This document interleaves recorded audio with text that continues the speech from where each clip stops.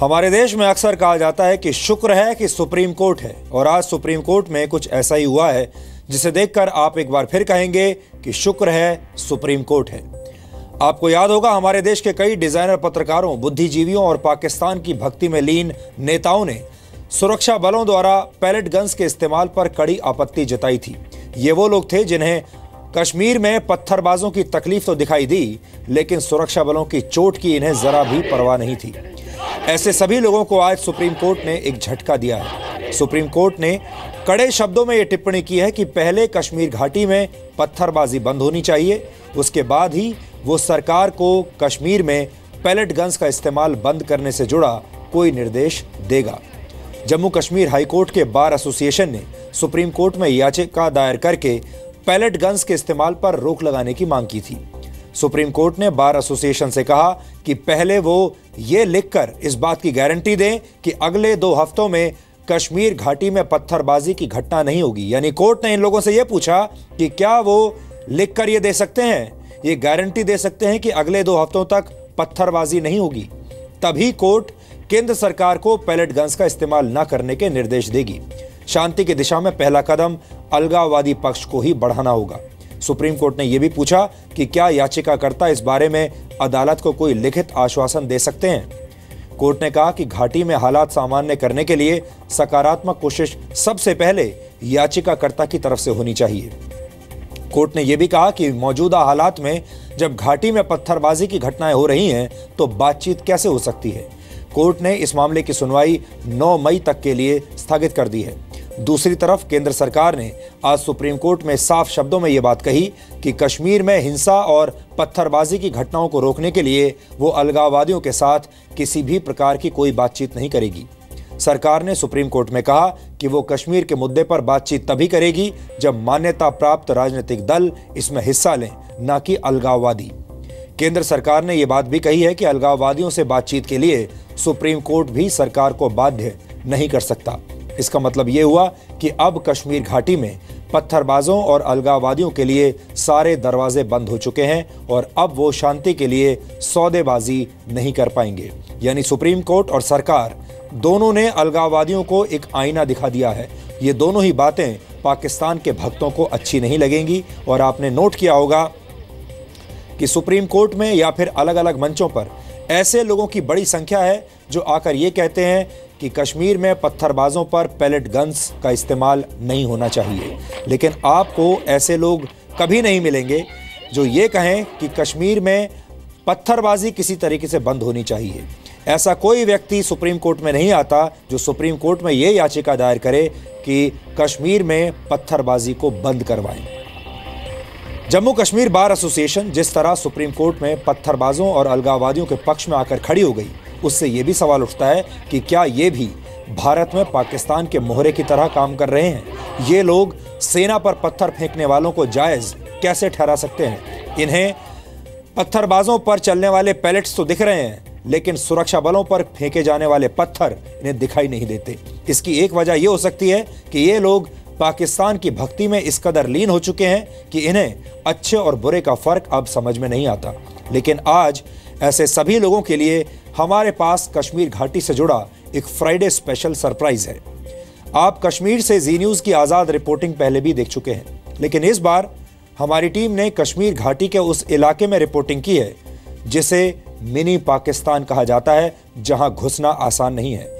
मैं घाटी के जिस इलाके की बात कर रहा हूं वो बारामूला का ओल्ड टाउन एरिया है, जहां जाने के लिए आतंकवादी संगठन लश्कर-ए-तैयबा, जैश-ए-मोहम्मद और संगबाज एसोसिएशन की हरी झंडी मिलनी जरूरी है, तभी आप उस इलाके में घुस पाएंगे। ये काम बहुत जोखिम भरा था, लेकिन हमारी टीम ने अपनी जान की परवाह किए बगैर पूरे देश तक कश्मीर का एक एक सच पहुंचाने का बीड़ा उठाया। आज आप देखेंगे कि कैसे कश्मीर में मौजूद मिनी पाकिस्तान में हमारे कैमरे को देखते ही पत्थरबाजों की फौज अचानक एक्टिव हो गई।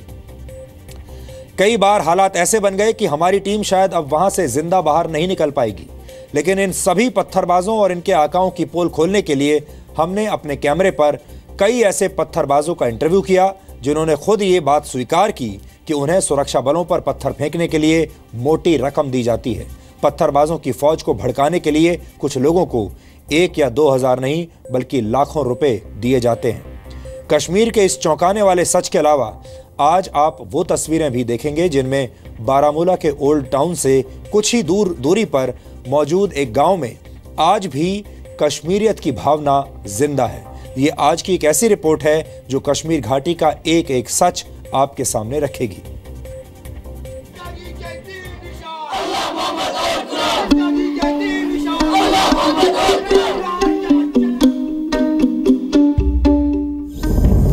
अगर कहीं स्वर्ग है तो वहां पर फरिश्ते भी होंगे, लेकिन कश्मीर में फरिश्तों के बीच बसते हैं हैवान। इन हैवानों की संख्या कम है, लेकिन इनकी संख्या चाहे कितनी भी कम क्यों ना हो, वो अलगाववाद और पाकिस्तान का एजेंडा चलाकर कश्मीरियत की हत्या कर रहे हैं, जिससे आम कश्मीरी का कोई लेना देना नहीं है। इसलिए आज कश्मीर की आवाज देश को सुननी जरूरी है। अभी मुझ में कहीं बाकी थोड़ी सी है जिंदगी, जगी धड़कन नई इस लम्हे में है, ये लम्हा कहाँ था मेरा अब है सामने, इसे छू लो जरा, मर जाऊं या जी लूं जरा। हमें बासिल को कैमरे के सामने गीत गुनगुनाने के लिए मनाने में काफी मेहनत करनी पड़ी। इसलिए नहीं कि वो शर्मीला है, बल्कि इसलिए क्योंकि दिल में डर काफी अंदर तक फैला हुआ है। डर इस बात का कि न जाने क्या होगा। क्या कर रहे? फोटो उठा रहा हूं। किस बात है? बासिल जान आर्मी गुडविल स्कूल चांदीगाम का छात्र है, जो लाइन ऑफ कंट्रोल से सिर्फ 4 किलोमीटर की दूरी पर है। 16 साल की उम्र में इसने घाटी में कई हिंसक वारदात के जख्म झेले हैं। वो दोस्तों के साथ अपनी उम्र से कहीं बड़ी बातें करता है और लगभग हर बात में कश्मीर के भविष्य की चिंता होती है।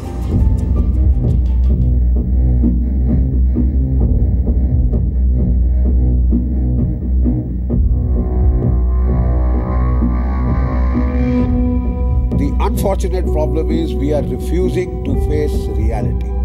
The simple fact is that the root cause of the problem in Jammu and Kashmir is the attempt to radicalize unfortunately the Muslims of the valley, to ghettoize them.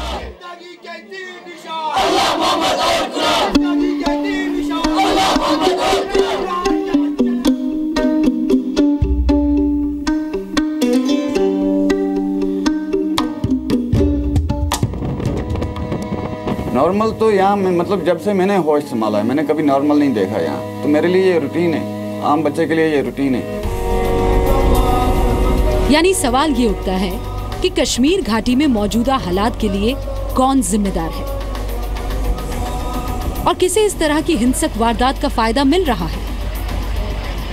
मतलब इख्तियार के तौर से मुझे गलत लगता है, लेकिन अगर इंसान इसको मतलब डायलॉग के थ्रू करेगा पेश तो मुझे सही लगता है काफ़ी तक। मतलब हज़ारों लोगों के सेंटीमेंट हैं इसके साथ। सवाल ये भी है कि कश्मीर घाटी में उग्र व्यवहार, नारेबाजी और पत्थरबाजी करके आज़ादी की मांग करने वालों को क्या इस शब्द आज़ादी की सही परिभाषा मालूम भी है या नहीं? आज़ादी इनको पता ही नहीं है। आज़ादी सिर्फ इनको दिमाग में ये है कि हम मुस्लिम हैं, कश्मीर आज़ाद होना चाहिए। घाटी में कई पत्थरबाजों को तो ये तक नहीं पता कि उन्हें किस बात की आज़ादी चाहिए, लेकिन जो सभ्य इंसान है उन्हें अपने भारत में रहना पसंद है। उन्हें किसी तरह की भारत विरोधी आज़ादी नहीं चाहिए। हम यहाँ हिंदुस्तान में रहते हैं, हिंदुस्तान के रहने वाले हैं। हम तो यहाँ पे ये चाहते हैं कि यहाँ पे शांति होनी चाहिए। अब वो मरकज़ गवर्नमेंट है या रियासत गवर्नमेंट है, वो कैसे करेंगे? हम तो ये कहते हैं कि भाई शांति होनी चाहिए, ये मार धाड़ वगैरह सब कुछ बंद होना चाहिए।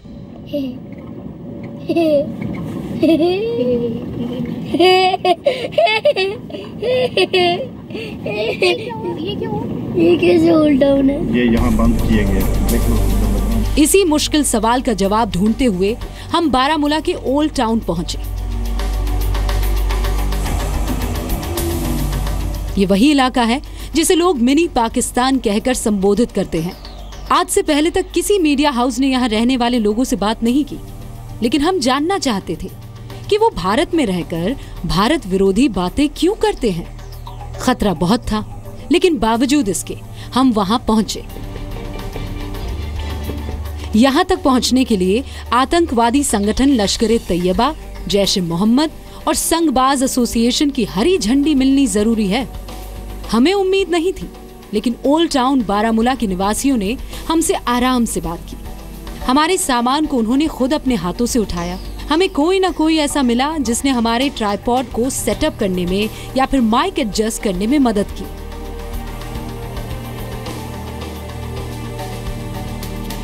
लेकिन करीब 15 मोहल्लों से गुजरते हुए जब हमारी टीम आगे बढ़ रही थी, तो आंखों के सामने पाकिस्तान का झंडा लहराते देख हम हैरान रह गए।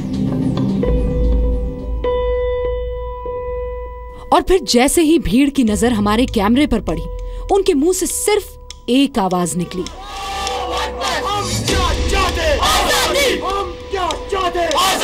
आजादी का मतलब क्या? आजादी का मतलब क्या?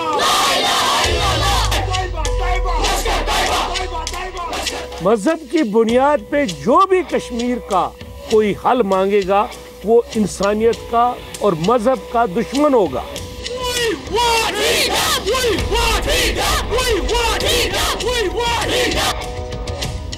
Pakistan tried 4 times to take Jammu and Kashmir by force, and it failed. It failed dismally each time.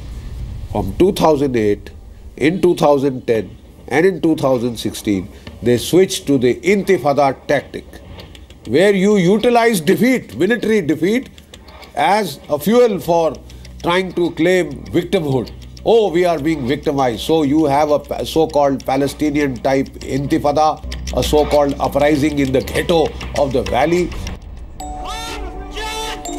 लेकिन इस ओल्ड टाउन बारामूला का एक सच ये भी है कि सड़क पर खड़े होकर आजादी की मांग करने वालों की भीड़ देख रहे इन बच्चों को ये नहीं पता कि वो क्यों चिल्ला रहे हैं।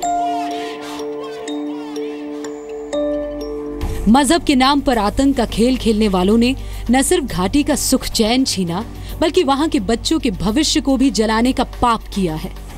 ये जो लीडर्स है, ये अपने अवाम को अंधेरी में ही रखना चाहते हैं। उनको सोचने का टाइम ही नहीं दे, उनको सीखने का टाइम नहीं देते, अंधा रखना चाहते हैं, अंधा बनाना चाहते हैं। क्या उनके हाथ में पत्थर देंगे वो उठा लेंगे, उनके हाथ में जो झंडा देंगे वो ले लेंगे, उनके हाथ में जो गन देंगे वो ले लेंगे, उनके जहनों में जो नजरियात भरेंगे वही कहेंगे। इसके लिए तालीमी इदारों से इनको दूर रखो। तालिबानाइजेशन, टूटी हुई खिड़कियां, जले हुए स्कूल, ताले लगे दरवाजे, दहशत और अलगाववाद ने घाटी के हालात इतने मुश्किल कर दिए हैं कि माता पिता को मजबूरी में अपने बच्चों को धार्मिक स्कूलों में भेजना पड़ा, जहां उन्हें नफरत की शिक्षा दी गई। लेकिन इस घाटी में सेना द्वारा चलाया जाने वाला आर्मी गुडविल स्कूल है, जहां बच्चे अपने भविष्य की शिक्षा हासिल कर रहे हैं।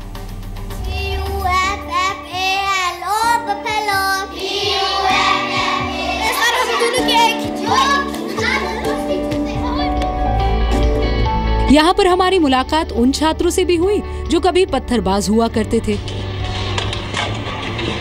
लेकिन आज इन छात्रों को सेना के अधिकारी फाइनेंशियल सुविधा देते हैं, जबकि दूसरी तरफ उग्र सोच रखने वाले बच्चों को पत्थरबाजी की आग में झोंक दिया जाता है।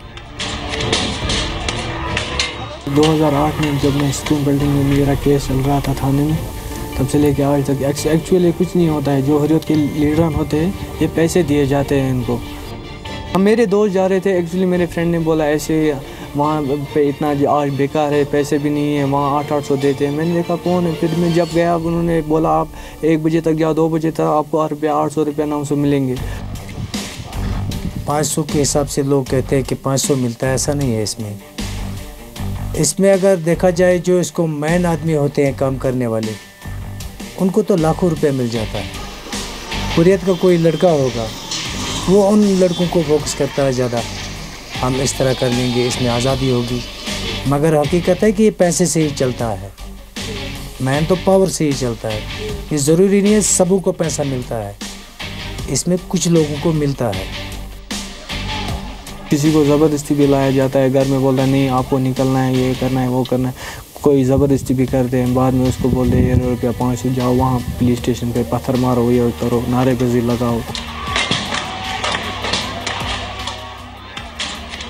आज़ादी के नाम पर घाटी में नफरत का एजेंडा चलाने वालों का मकसद न सिर्फ पाकिस्तान के प्रति अपनी भक्ति दिखाना है, बल्कि भारत के सुरक्षा बलों को घायल करना भी है, फिर चाहे इसके लिए कहीं उन्हें आग लगानी पड़े या पथराव करना पड़े।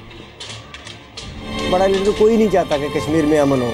कश्मीर की हालत जो है, ये सबसे मुसीबत ये है कि कश्मीर की पब्लिक के पास कोई आदमी ऐसा नहीं पहुंच रहा है कि पब्लिक क्या चाहती है।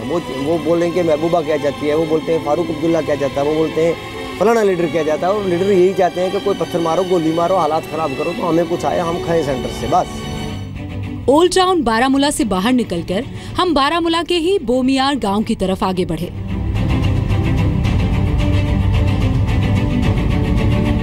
लेकिन जब हम यहाँ पहुंचे तो इसके इतिहास और वर्तमान की तस्वीरें देखकर हमें एहसास हुआ कि असली कश्मीरी देशभक्त लोग ये हैं, ना कि ओल्ड टाउन बारामूला को मिनी पाकिस्तान कहने वाले लोग। इस गांव का नाम बमियार है। मैं उस वक्त सर तकरीबन 12 साल का था, सुनने में आया है। उस वक्त मैं छोटा था, 47 के बाद की बात है ये। हाँ जी, हम राजपूत हैं। आज की तारीख में यहाँ करीब 2000 लोग रहते हैं, जिनमें से सिर्फ 3 हिंदू राजपूत परिवार हैं और बाकी मुस्लिम। अब इस वक्त हम यहाँ पर सिर्फ 3 घर हैं। जब मेरी माता का संस्कार हुआ तो उस वक्त कम से कम, अगर मैं झूठ ही कहूँगा, अंदाजे से कहूँगा तो 1200-1400 के करीब यहाँ की मुसलमान आबादी थी। जिसने सुना उनने कहा कि शाम जी की माँ मर गई। और ये लोग भी मेरी माता को यही समझते कि वो हमारी माँ है। मैंने 3 शादियाँ की जम्मू में। मेरे पास कोई पैसा नहीं था, ना इन लोगों ने मुझे ज़मीन बेचने दी। कहा नहीं, ज़मीन नहीं बेचनी, जो भी थोड़ी बहुत मेरे पास। मैंने कहा भाई फिर मुझे क्या करना है? कहा पैसे हम देंगे। मैं एक हिंदू होने के नाते से आपको कहता हूँ, मुझे गीता की कसम है कि यहाँ हिंदू मुसलमान का सवाल ही नहीं है, ऐसे हम सब भाई भाई हैं। घाटी का एक सच ये भी है कि जो युवा अलगाववाद के रास्ते पर नहीं जाना चाहता, उसे जबरदस्ती उसमें धकेला जाता है। लेकिन कई युवा ऐसे भी हैं जो नफरत की उस आग में नहीं जलना चाहते, बल्कि सुकून की जिंदगी जीना चाहते हैं। बस इतना ही सिंपल सा है, हम खुद नहीं चाहते हम वहाँ पे जाना, न्यूज़ पे आ जाए, शो हो जाए, ऐसा वैसा। सिंपल, हम सेफ हैं, सब कुछ है, खुली चल रहा है। लेकिन कश्मीर की ये कहानी अभी खत्म नहीं हुई है। इसके कुछ और पन्नों को खंगालना अभी बाकी है। जिस समस्या को कश्मीर समस्या कहा जाता है, वो असलियत में कश्मीर के सिर्फ 6 जिलों की समस्या है। सारे कश्मीरी बुरे नहीं हैं और सारे कश्मीर में ये समस्या भी नहीं है। सारे कश्मीरी बुरे नहीं हैं और सारे कश्मीरी भारत विरोधी भी नहीं हैं। जो लोग भारत विरोधी एजेंडा चला रहे हैं, उनका इलाज अब जल्द से जल्द करना होगा, ताकि कश्मीर को और वहाँ की कश्मीरियत को बचाया जा सके। आगे भी हम इस डॉक्यूमेंट्री सीरीज के हिस्से आपको दिखाते रहेंगे।